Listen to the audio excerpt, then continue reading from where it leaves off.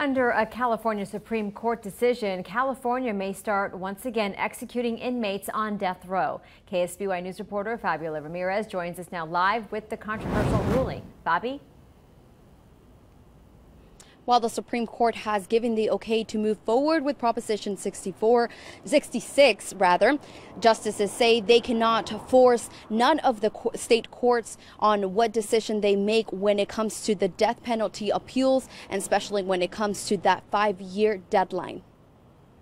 Proposition 66 was approved by 51% of voters last fall. It is designed to speed up inmate executions. Backers also wanted all appeals taken care of within 5 years. But because of the large number of appeals available to condemn prisoners, the Supreme Court estimated it would have to spend 90% of its time on death penalty cases in order to meet that 5-year deadline. The Supreme Court said that that's directory but not mandatory.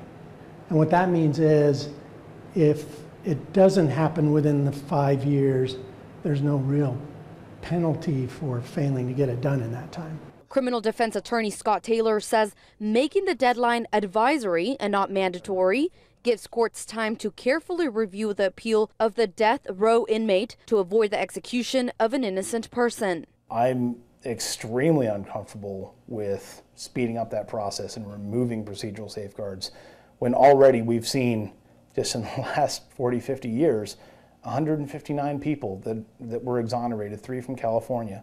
And you know, what if that's your family member that's falsely accused and executed? What if that's you? San Luis Obispo has 3 inmates on death row and Santa Barbara County has 10. As for a decision on speeding executions, Santa Barbara County District Attorney Joyce Dudley says she will keep voters' turnout in mind. The fact that the voters voted to do this is something that I am considering in making a decision now on death penalty cases.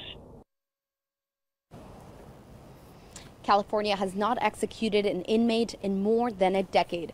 Live and local in San Luis Obispo, I'm Fabiola Ramirez, KSBY News. All right, Bobby, thank you for that. The state has nearly 750 inmates on death row. 13 have been executed since 1970.